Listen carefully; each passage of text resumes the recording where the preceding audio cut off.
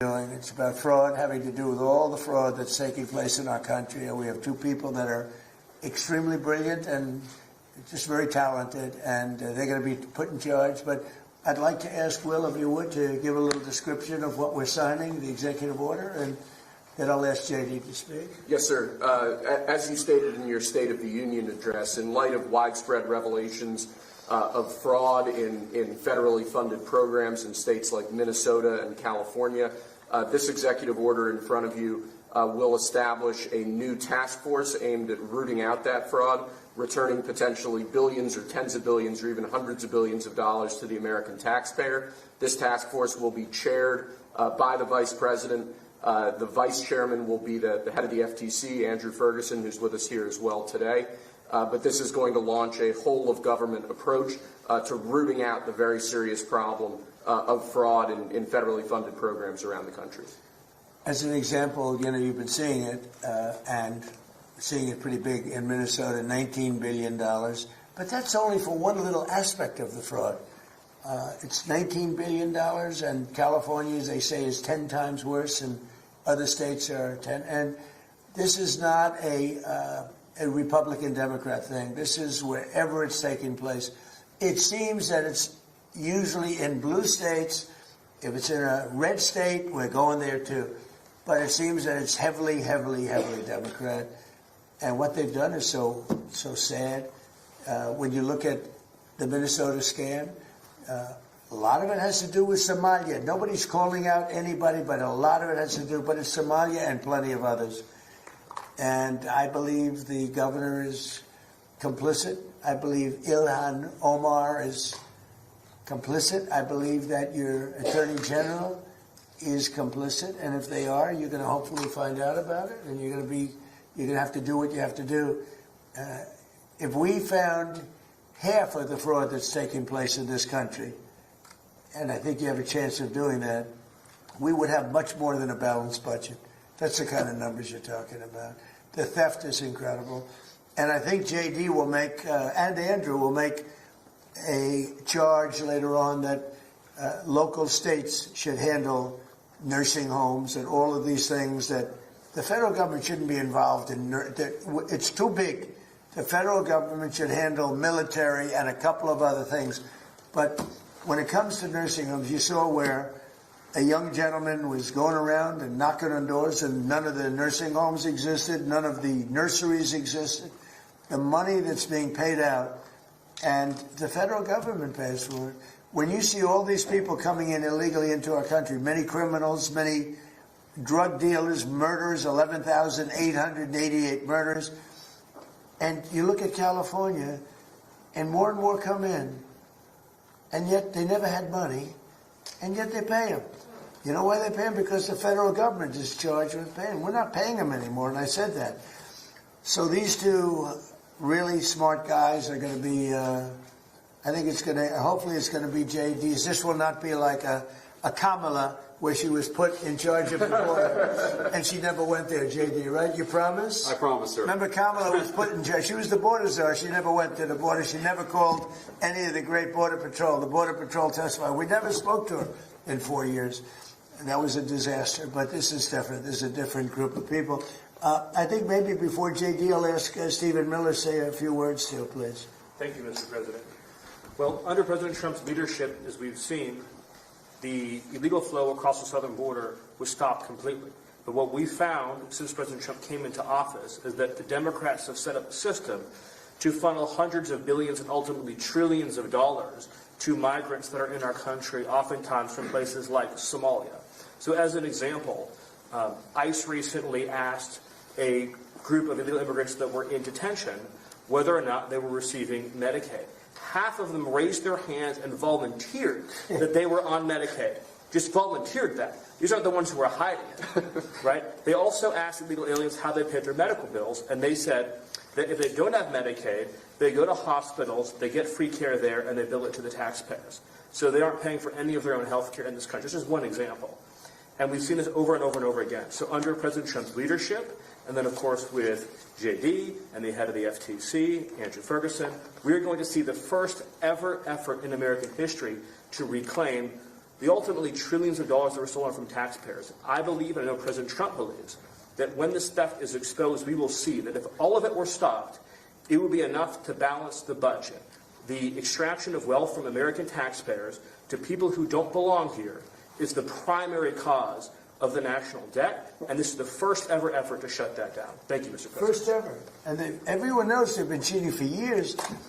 It's the first ever. And it's got to be stopped. I mean, it's got to be stopped. Think of it. Somalia is a third world, maybe a fourth world nation. One of the worst, one of the most dangerous. They don't have anything. They don't have councils. They don't have government. They don't have police. They shoot each other all over the place. They come here and they steal $19 billion. That's crazy.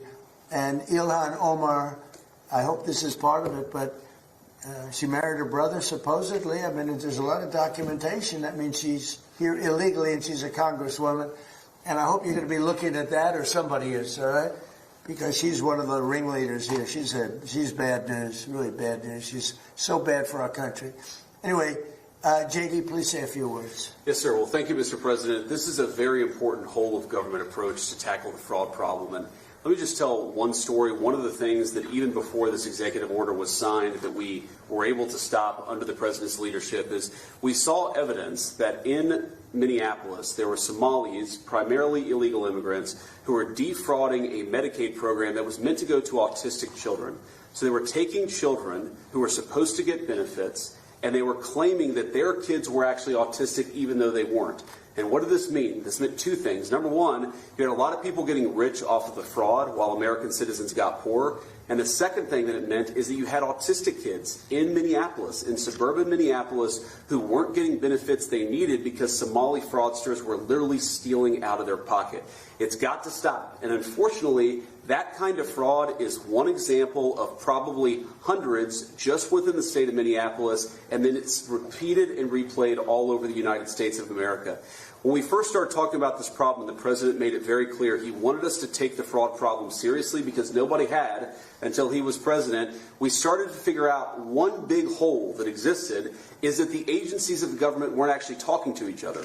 So Treasury would have evidence of financial fraud, but wasn't talking to the Department of Justice about it. Health and Human Services had evidence of Medicaid fraud, but wasn't talking to the Department of Treasury about it. So what this executive order does is force the entire apparatus of the federal government to do two things. Stop the fraud on the American taxpayer and make sure that the benefits that ought by right go to American citizens and not to fraudsters.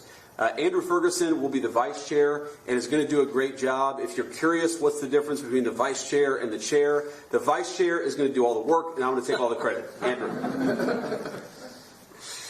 Yeah, look, I mean, millions and millions of Americans pay into these programs every day, and they expect to get something out of it. And this fraud is just siphoning money that millions of Americans pay to fund their hospitals, to fund their daycare centers, into completely fake businesses. It isn't just unfair to all of us as taxpayers who pay for all this. It's particularly unfair to the Americans who need this the most and watch this money leave their hospital, leave their school system, and go out to fraud. And that is why this effort is so important. And I think we've just begun really looking at this, but I think that one of the things we're going to find is that in a lot of these agencies, the previous administration was pretty lax about existing anti-fraud controls, and we're going to expose that too. I would take the word pretty out. I would change it with unbelievably lax. They weren't, it's not even lax. Lax isn't a good enough word. The previous administration was fraudulent, okay? And I think that's what you're going to find also. And, you know, we worked so hard, like most favored nations drug prices. For years, people have wanted. We paid the highest drug prices anywhere in the world by far, by 5 times, 6 times, 10 times more than London would be paying in New York, more than any city in Europe was paying than our cities. We would have a pill that would sell for $10 in Munich. In Germany, would sell for $10, and in New York it would be $130 or whatever. And we worked so hard, and we pulled it off. It's called Most Favored Nations. So now we went from by far the most expensive drugs anywhere in the world, prescription drugs, to the least expensive. And I had to get all the nations to agree, and I don't want to bore you with how I did it, but I did it. Everyone said it was impossible to do, including the drug companies, and we did it. And we worked so hard on it, and we're going to save so much money for the people. Your drug prices are going to be dropping at levels never even, by 50, 60, 70, 80% in some cases. But you work so hard, and then you see them stealing $19 billion. It's like in one pocket, out the other. And I think Andrew and JD, I think they have maybe one of the most important jobs. Maybe it could be one of the most important things that we're signing because I really believe that they have an opportunity to do something so good for our country. People talk about balancing budgets. You can't balance a budget when people are stealing $19 billion, and nobody's ever heard of anything like it. We had, I guess, in the same state, you went autism, where 4 or 5 years ago, they spent $1 million, and now it's almost $400 million in just a few years. Well, autism didn't go up like that, and even the $1 million was probably a fraud, but it went from $1 million to almost $400 million in just a few years. These are crooked people. They basically said everybody in the state had autism. These are crooked, horrible people. And, I was elected with JD, Make America Great Again. That was it. And we can't have this stuff happening. Right. We have to be respected. And they left. So I'm going to sign this. We'll take some questions. But let me sign this first before I don't forget. Let's see. Before I decide not to, okay? Yes, sir. I don't forget not to, but maybe I'll decide not to. I would decide not to. If I didn't think they could do the job, I would decide not to. But that'll be a terrible thing. I think they're going to find numbers, Andrew, I think you're going to find numbers that are far higher than you even think. And Andrew came to us. He said, sir, he's read the stories about Minnesota. We know California is many times worse, but Minnesota is terrible. They're all terrible.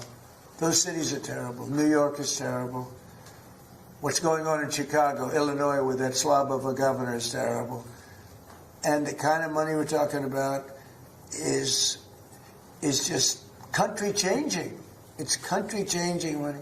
It's having a deficit to having a really profitable country where you can lower your taxes substantially for people. And I think you have an opportunity to do it. And I think you two guys are the right guys. If you guys can't do it, you've got a problem. Because nobody else will be able to do it. Yes, sir. So I'll sign, and then we'll take some nice questions from our wonderful media.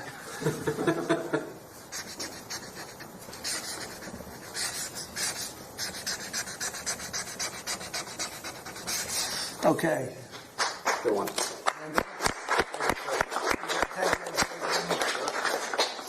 There you go. Very important. That's a big deal. We've been working on this very long. Really? Yes, Steve, sir. right? Will? Yes, sir. Andrew, do you have a question? Yes, Mr. President. You said during your State of the Union that this type of fraud, the corruption, is the type of thing that can shred the fabric of a nation. Why do you suppose then that leaders in recent memory haven't looked at the systemic amount of fraud Because that's they're taking crooked. place? And Because they're crooked. They make money. They gain power. They use it for power. Like with the Somalians, they vote in a block, 100%. They make a deal with the Somalians. They all vote because they're on a gravy train. It's money first, power second. A lot of people say power first. No, it's money first, power second. Do you ever see where like Mercedes? People come over from Somalia. They have no money, and now they're buying Mercedes-Benz cars. Okay, it's more cash goes out of the Minnesota airport than any other place in the world or so. We're going to find it. And Minnesota is really bad. The governor's corrupt. The attorney general is totally corrupt. Just like the New York State attorney general, Letitia James. She's a highly corrupt person. Bragg, the DA, is a corrupt person.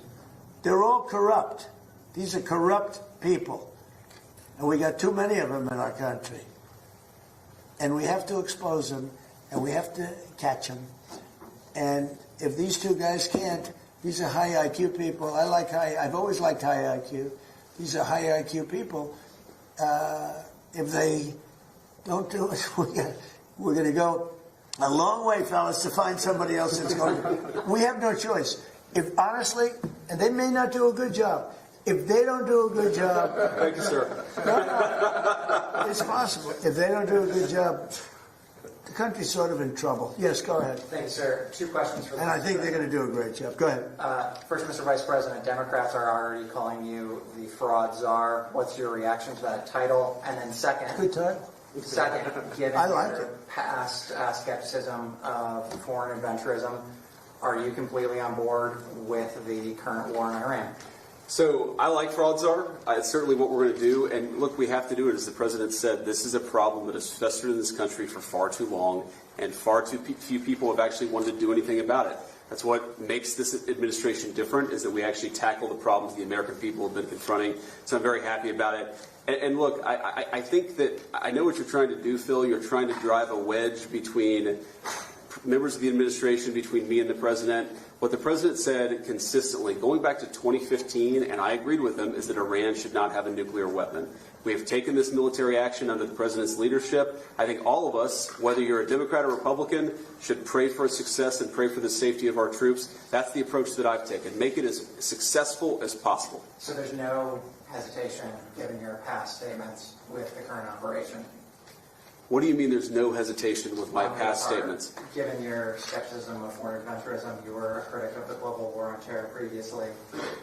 Well, I think one big difference, Phil, is that we have a smart president, whereas in the past we've had dumb presidents. And I trust President Trump to get the job done, to do a good job for the American people, and to make sure that the mistakes of the past aren't repeated. Absolutely. Thanks, sir. Look, JD's been great, but here's the simple thing, and I have, some people, I don't want wars. I want wars less than almost anybody. Peace through strength. But you know what? I've watched Iran for a long time. I've called them out 20 years ago when I was a civilian that liked watching the world. And they're violent, vicious people, the leadership, violent, vicious people. They killed 32,000 protesters over the last 3 weeks. They put out a memo 2 days ago saying, if you protest, we will shoot you and kill you in the streets. And somebody said, oh, there's not that many protests. Well, first of all, there are bombs going off all over the place. But even if there weren't, who's going to do that? Who's going to do it? They don't have any guns, and the other ones have latest in line machine gun, right? And every form of gun you can have. They shoot them right through the middle of the head. They're violent people. If they had a nuclear weapon, they would use it. And sometimes I'll have some of the people that, feel very strongly, like I do about wars. And I say, do you think Iran is violent, and do you think their people are violent? Yes, leadership. Do you think they should have a nuclear weapon, which is massive power? I don't even want to discuss how powerful, because it's depressing. And they said, no, they shouldn't have. Definitely they shouldn't have. I said, and you don't want to fight war? No, we don't want to fight war. So these are naive people that frankly are stupid. If you believe that Iran should have a nuclear weapon, there's something wrong with you, because they would use it the only question is within 1 hour if they get it, or 1 day. They will use it, and they will blow up the entire Middle East, not just Israel. They'll start with Israel, but they will blow up. And you got to see that when they unexpectedly started sending missiles to every country within 1,000 miles of them. I mean, they're blowing up countries that were neighbors, not necessarily some friends. They actually were blowing up some friends. They were blowing up the people that handle their accounts. They're sending thousands of missiles into countries that didn't expect to be in the war because they wanted to take over the Middle East. And if I didn't terminate Barack Hussein Obama's horrible Iran nuclear deal, which I did in my first term, one of the dumbest deals, perhaps the dumbest deal because of the danger involved, you would have had them have a nuclear weapon 3 years ago, maybe 4 years ago. They would have used it, blown up the Middle East, and they would have then come after us. And if these gorgeous B-2 bombers, give me that bomber, Andrews. Let me just hug that little sucker. Give me that bomber over there. Thank you. You knew immediately which one. This looks small, but in person it's very big. Because it's the only plane capable of carrying a 200,000-pound bomb. So I don't know how they do it because it's very sleek and nice, but it carries a lot of weapons and there's a lot of bombs. But had I not sent this incredible machine times numerous others to hit Iran at midnight with no moon, dead dark, every single bomb was dropped right down the chute that it was supposed to hit. How they do it, who knows? Nobody else can figure. No other country can do it. No other country has our military or even close. And I think we've probably proven that with Venezuela and now with because we have done a number in Iran. But if I didn't do that, if I didn't decimate, I call it their nuclear dust, they would have had a nuclear weapon within 1 month after that bombing took place. And they would have used it on first Israel and then the Middle East. And you know that because all of those missiles that were launched against their neighbors were set long ago, long before they knew they would be using them this quickly. Had we not done this, you would have had a nuclear war that would have evolved into World War III. And more important, this is a war that there would have been nothing left. So we've done a great thing. The people that say it's okay for a very sick ideology, a very sick country in terms of its leadership, very good people, great people. But the people that say that, I think they're actually, they're either evil or they're stupid. So if you believe that Iran should not have a nuclear weapon, they should not have it, then you have to absolutely love what I've done, because in 2 weeks we have decimated them. They have no Navy. They have no Air Force. They have no anti-aircraft weapons. They have no leadership. The leadership is gone. But then they set up a new leadership to go and name a new leader, and that leadership is gone. And now they think maybe the sun is gone. They're all gone. My biggest problem is I have no idea who we're talking to because nobody ever heard of any of these people. They're all dead. But we did a job for the world, not a job for us, for the whole world. We took the worst country in 50 years and maybe longer from the ideological standpoint, a country that wanted to blow up the world, a country that is sick, and it has a religious fervor. And when you add religion, you know, people don't realize more people died in religious wars than every other war put together. And that's what you would have had here. And it was a terrible thing. I'm very proud of what we did. And I think JD understands better than most. If you give Iran a nuclear weapon, at least a very substantial part of the world would be blown up. And it'll be used almost immediately, yes. Thank you, Mr. President. You don't mind if I keep this here, do you? Isn't that a beautiful thing? You know, I used to look at it, and I said, it's a piece of art, but how can it be effective? It's so stealth. Think of it, Peter.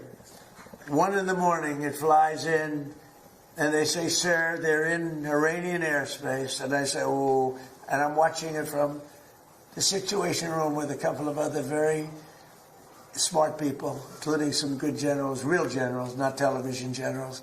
And all of a sudden you see that dive, they start diving, and sure, and you see them 30,000, 20,000. Boy, I said, that was a lot. They went down fast to aim it. And they know they're coming, and they're smart, and they never saw them. And they're firing a little bit, but they don't know what they're firing at because they can't see a thing.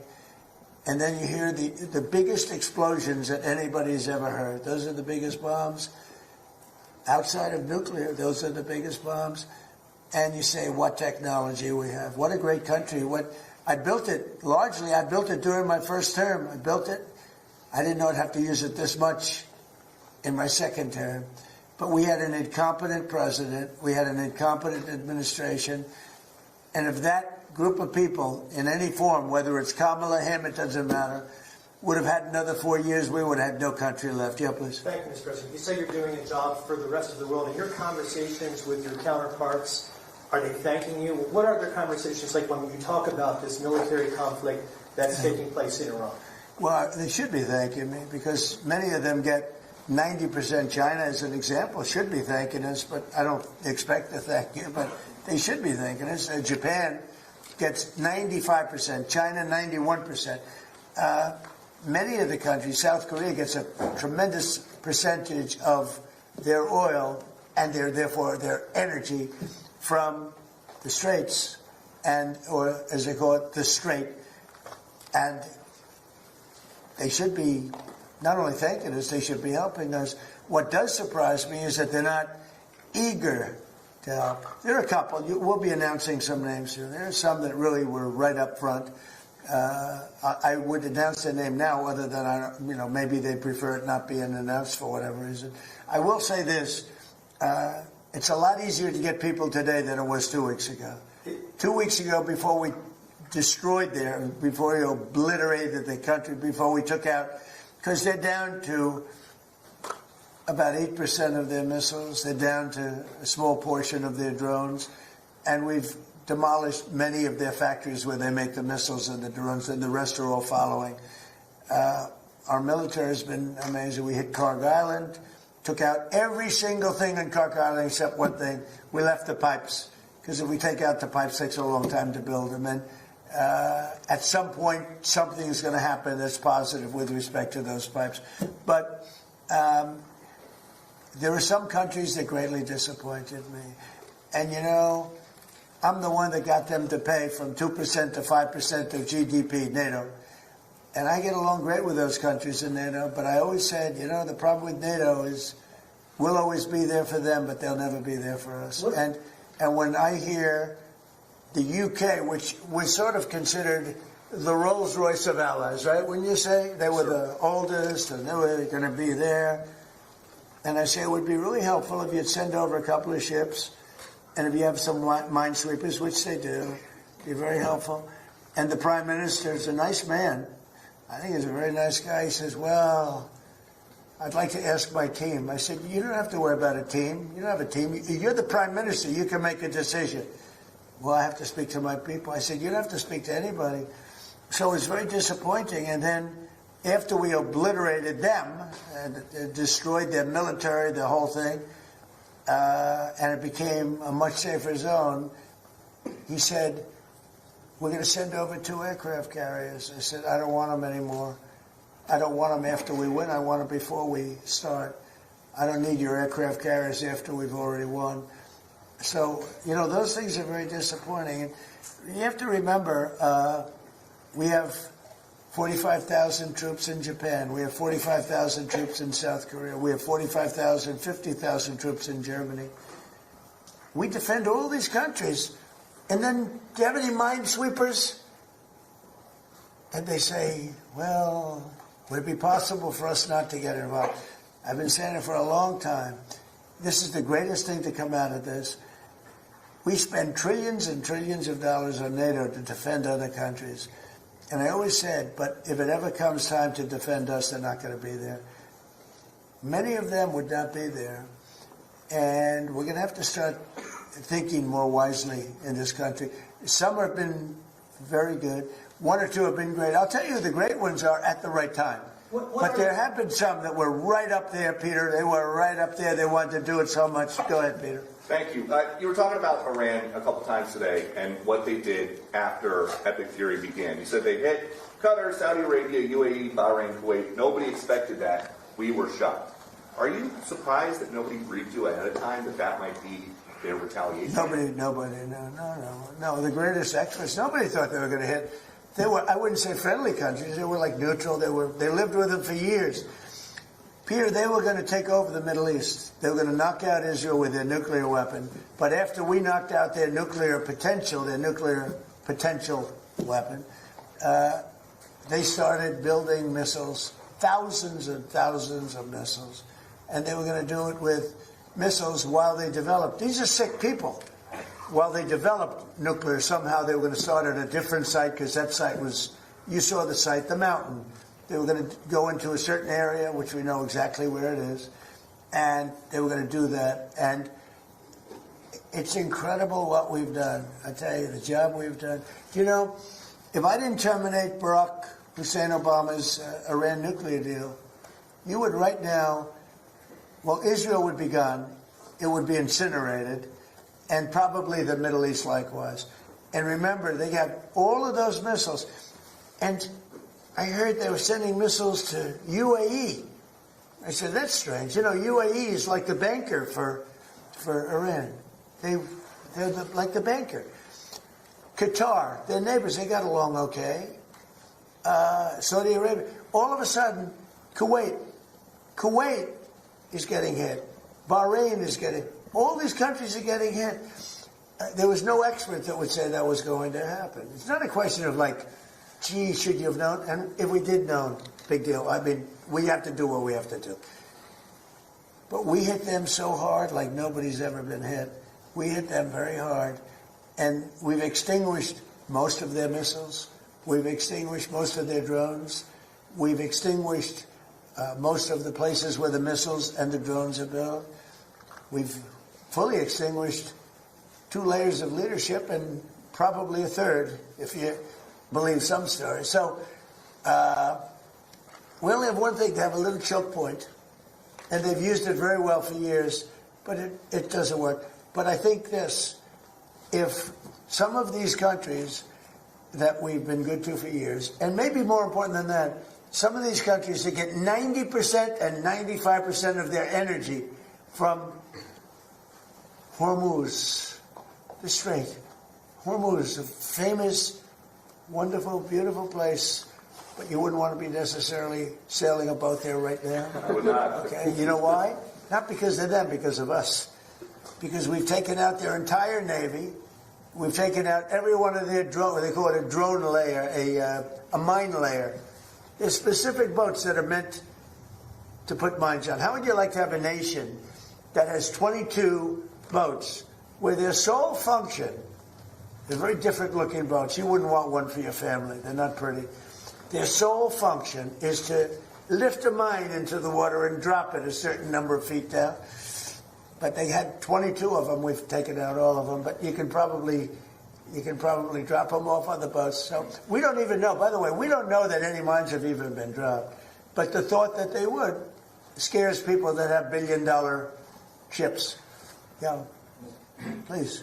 Thank you, President Trump. I'd like to ask the Vice President about his plans to go after possible fraud in California and New York. We know, of course, about Minnesota. And President Trump, first could I ask you, you said earlier today that the new Supreme Leader, Vance, you don't know if he's dead or alive. There are a couple of interesting reports about him today. There's one report that he just narrowly escaped death in the first airstrikes by stepping out into his garden. There's another report that he may actually be gay despite leading the theocracy that hangs gay people. How do you determine what's true, and do you have an assessment of this? Well, so far nobody knows. If you look at his father, he used to give talks a lot, talking about death to America. He'd say death to America all the time. When they say death to America, you should believe them, because that's what they would have. If they had a nuclear weapon, they would have used it. But they never had the chance. I never gave them the chance to use it. And other presidents should have done. I spoke to one of the former presidents who I actually like. I actually speak to some. I do like some people. It'd be shocking. And he said, I wish I did what you did. Could have done it. Other presidents, somebody should have done it. 47 years this went on. They call Iran the bully of the Middle East. And you could have never had the Abraham Accords. You could never have had peace in the Middle East. Now you're going to have peace. You could never do it with the dark cloud of a nuclear Iran. But Iran is a shell of itself. It's no longer a bully. It's the one that gets bullied. It's a bully that got beat up. We beat the crap out of them. And they deserve that. When you see a soldier walking down the street without his arms, or being helped down the street because he's got no legs, or his face is blown to smithereens with no legs and no arms, those two, no legs, no arms, and a face that got racked. That was done by roadside bombs. That's the favorite weapon of Soleimani, who I killed in my first administration. General Soleimani. Had I not killed him, that was the beginning of their downfall, because had he not gone, it's possible that we would not be this far advanced in destroying Iran, because he was a really good general. He was a vicious, horrible man, but he was a brilliant general. And he was looking to knock out 5 of our military bases at one time. And the man that died with him was his counterpart in Iraq. And they were working together. And they got hit real hard. And if that didn't happen, we would have had a problem. But maybe more importantly than that, he was really the mastermind behind it. And they never found somebody to replace him in terms of the genius, and knocked him out. And that was a big step, knocking him out. But if we didn't get rid of the Obama deal, I terminated it against the wishes of my then Secretary of State. He was no Marco. Against the wishes of a lot of people at the time. You remember that, Peter? A lot of people. Had I not terminated, remember that, Stephen? You remember? They were going, no, dude, this is not... That deal was a disaster. That was a road to a nuclear weapon. They would have had it 3 years ago, and it would have been used, I would say, 2 to 3 years ago, and it would have been used in the Middle East. And by the way, after they were finished that, they were coming over here. They never got a chance to do it. I just want to ask you about something very interesting that you said twice today. That you talked to another former president about the Iran strikes. I did. Was it George W. Bush? No. Was it Bill Clinton? I don't want to say. I don't want to say. Because Barack Obama? a member of a party, they have Trump derangement syndrome, but it's somebody that happens to like me, and I like that person who's a smart person. But that person said, I wish I did it. Okay? But I don't want to get into who. Okay. I don't want to get him into trouble. Maybe, hey, I have a guess. you know what? Yeah, I think you probably know. You know, it's interesting. And maybe he'd be proud. And I could even ask him that. Would you like me to reveal your name to Peter at Fox? Well, at least you have high ratings. Your ratings are through the roof, Peter. Yeah, thank you for noticing. Congratulations. Can I ask you another question about the war?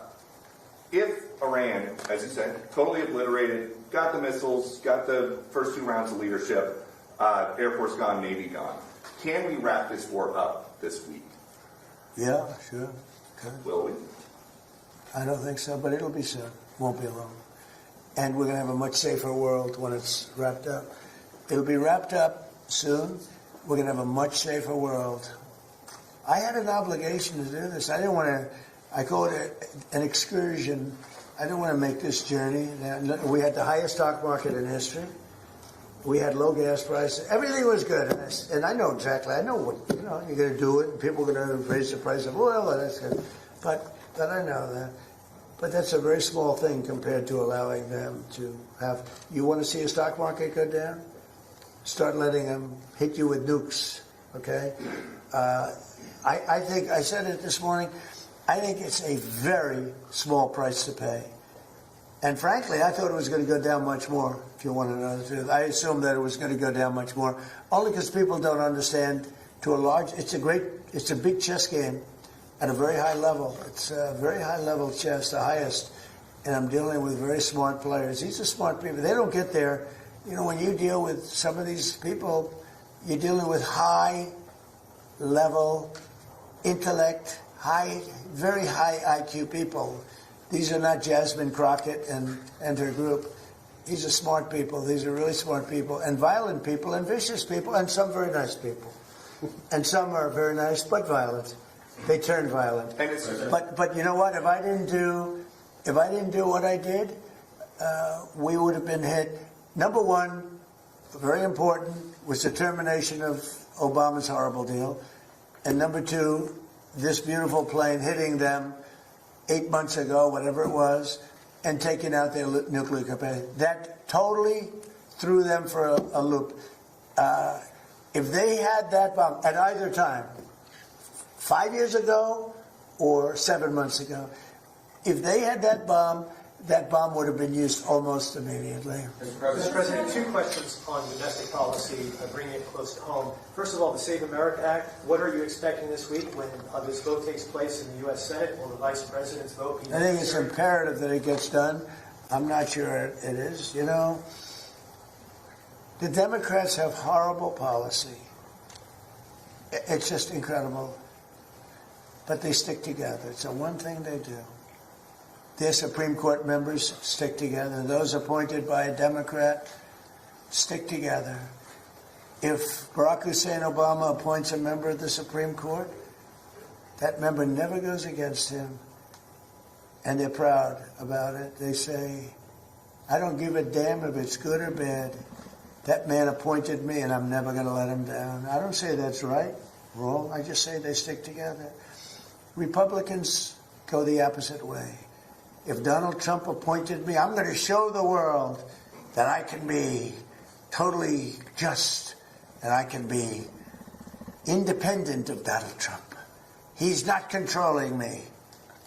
And I don't want to control them. I just want to have smart decisions. They gave us a decision on tariffs the other day that won't change tariffs. I can do it a different way. I always knew I could do it a different way. This was a little quicker, a little easier, a little better. But they gave it a decision that could cost this country $500 billion to pay people back. Because now I have to start the tariffs all over again. Very simple. And what happens with the money I've already collected?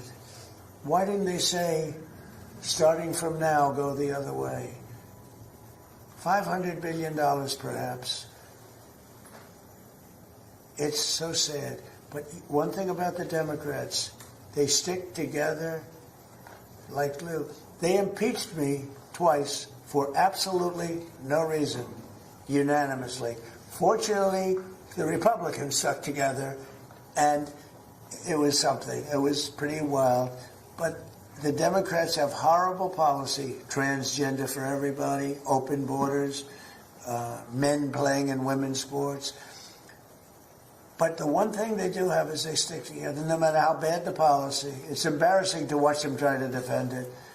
And in a way, I say, as a Republican, in a way I say, thank goodness they have bad policy, because you'd never beat them. We have something in there now, the Save America Act. Voter ID with a picture, right? That's a 99% issue. Even among Democrats, Democrats poll at 89% on that.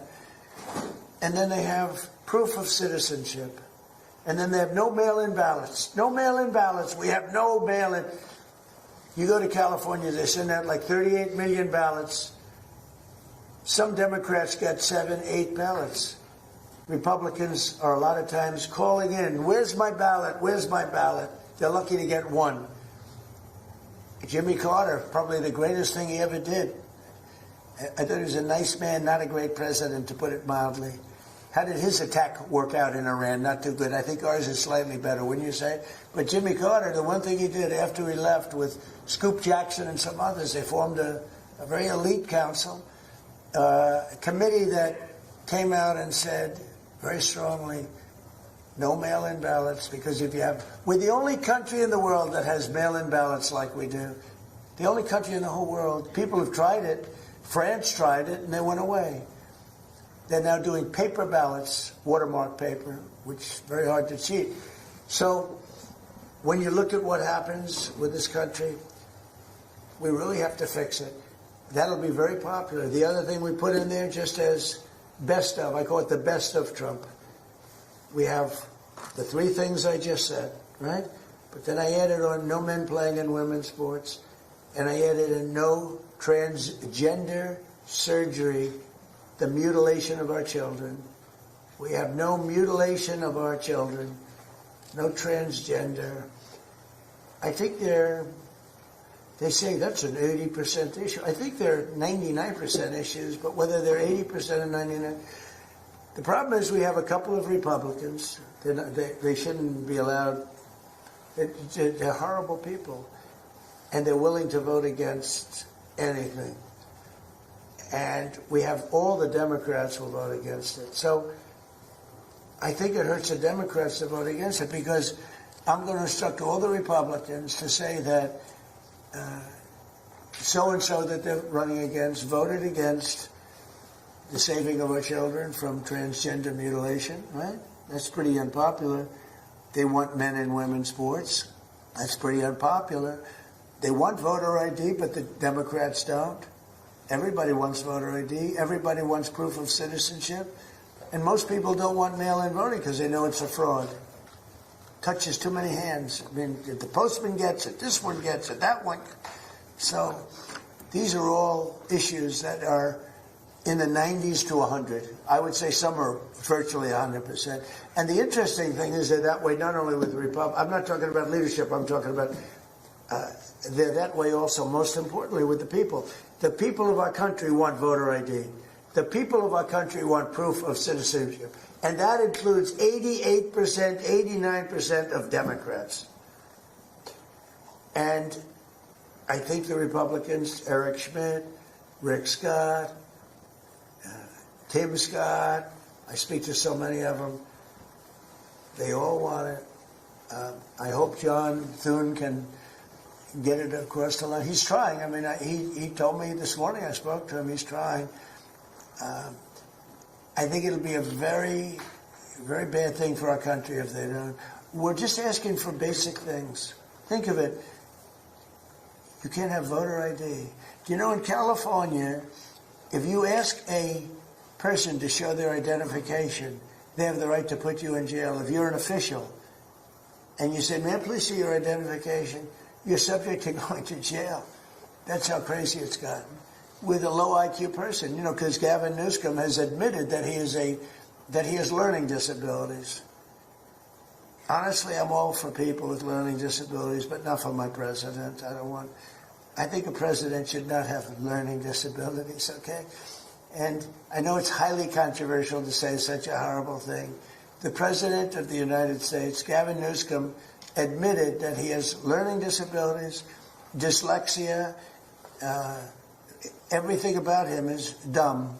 But then he looked at the audience and said, but I'm smarter than you, or something like that. That was pretty simple. So now on top of everything else, they call him a racist because it happened to be a black audience. I will tell you this. I think it was the worst interview I've ever seen of any human being in my life, okay? Anybody else have any questions? Will it be necessary to use even a limited ground force to secure whatever nuclear material remains in Iran as part of that threat? No. And secondly, have you made a decision? You mean to go in and get it? Yes, sir. Why would I tell you that like that? And secondly... You know, I can't say to reporters, sir, will you attack Carg Island? Will you occupy Carg? They ask me these questions. And I don't want to be mean, but they're stupid questions. If any president answered those questions, they shouldn't be president. And secondly, sir, do you still plan to travel to Beijing at the end of this? I don't know. We're working on that right now. We're speaking to China. I'd love to, but because of the war, I want to be here. I have to be here, I feel. And so we've requested that we delay it a month or so, and I'm looking forward to being with them. We have a very good relationship, but because of the war, there's no tricks to it either. It's not like, oh, gee, I'm waiting. It's very simple. We got a war going on. I think it's important that I be here. You know? So it could be that we delay it a little bit. Not much. Peter? When you say Cuba is next, Cuba. is Cuba, whatever you do with the military there, it seems like something, will that look more like Iran or Venezuela? Can't tell you that. I can tell you that they're talking to us. It's a failed nation. They have no money. They have no oil. They have no nothing. They have nice land. They have nice landscape, you know. It's a beautiful island. I think they have great people. You know, I know so many people from Cuba that were treated terribly, and they're over here, and they became rich. They're very entrepreneurial people, very smart. I know a lot from Florida, especially. There's so many people. A friend of mine started over with nothing. He's now the largest owner of gas stations in the country and stuff. I mean, Cuban. I also know, I was just with a fantastic person who's Cuban and made a fortune in sugar. You know, Van Hool family, right? And this family wants to go back to Cuba to visit it. They haven't been back in like 50 years or something. They largely come from Cuba. And we'll see what happens. They were asking me about that. They want to go back. Not only Van Hool, a lot of Cubans have said, oh boy, would they love to go back. I think Cuba, I don't know, in its own way, for tourism and everything else, it's a beautiful island, great weather. They're not in a hurricane zone, which is nice for a change, you know. They won't be asking us for money for hurricanes every week. But I think Cuba's the end. You know, all my life I've been hearing about the United States and Cuba. You know, when will the United States do it? I do believe I'll be having the honor of taking Cuba. That'd be good. That's a big honor. Taking Cuba. Taking Cuba in some form, yeah. Taking Cuba. I mean, whether I free it, take it, I think I could do anything I want with it. You want to know the truth? They're a very weakened nation right now. They were for a long time. Very violent leaders. Castro was a very violent leader. His brother's a very violent leader. Extremely violent. That's how they governed. They governed with violence. But a lot of people would like to go back. Okay, one more question. A quick question on fraud for Vice President Vance. Mr. Vice President, you announced a couple of weeks ago in the EOB that the administration would be halting Medicaid payments to Minnesota until the state decided to take pervasive steps to root out fraud. Do you have an update to that specific situation? Do you think that could be a model moving forward for the task force for states that won't cooperate? So I don't have an update there. Dr. Oz is looking to it, trying to work with the authorities in Minnesota to try to figure that situation out. But yeah, I mean, I think there are two obvious tools that we have to stop the fraud that's happening against the American people. One is that when we see evidence of fraud, we stop the payments. Pretty simple, right? We know that the American people are being defrauded. Let's try to stop the payments and ensure that whoever's making these payments is actually complying with some basic due diligence and making sure the payments are going to the right place. I think the second tool, of course, is we have, as the President mentioned, is we have law enforcement options. We know that some of this fraud is just bad. Some of it's criminal. We know that people are intentionally trying to defraud the American people. It's not just in Minnesota, it's all across the country. 99% is criminal. Yes, sir. So this is one of the reasons why DOJ is such an important part of this, is because we have to make sure that where we see criminal conduct, we actually prosecute it. And the President's talked about this a lot in the past. I don't need to repeat it, but it's worth noting that so many times when we find people engaged in really, really bad conduct, you know, the local judge or the local grand jury tries to stop it. One of the cool things about what we're doing is we're trying to take some innovative steps to ensure that when we find criminal fraud, we can actually prosecute it all the way to the end. Mr. President, she wanted one question. She's over here, and you guys are over there. Where's your main camera? Is it this one? Which one is the main camera? Okay, good. Nice center, good. I thought it was that one. Go ahead. Mr. President, member of Daily Wire, not CNN. We just wanted to ask about DHS, still not funded, but we reported earlier today that 80% of the primary task force that focuses on investigating terrorism is working without pay. So should that impact terrible? The Democrats aren't paying. The Democrats, we have a deal.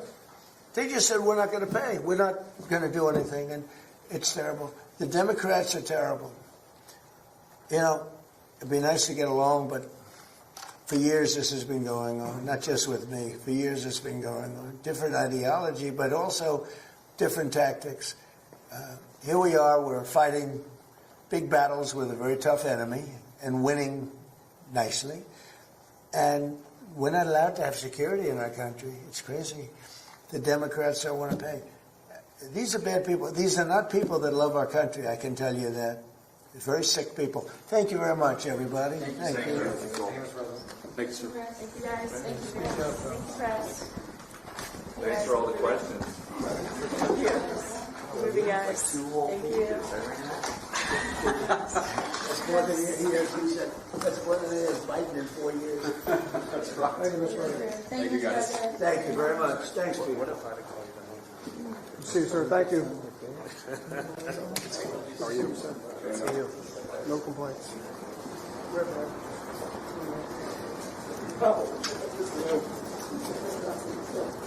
She wanted to be on camera. If she was going to be on camera.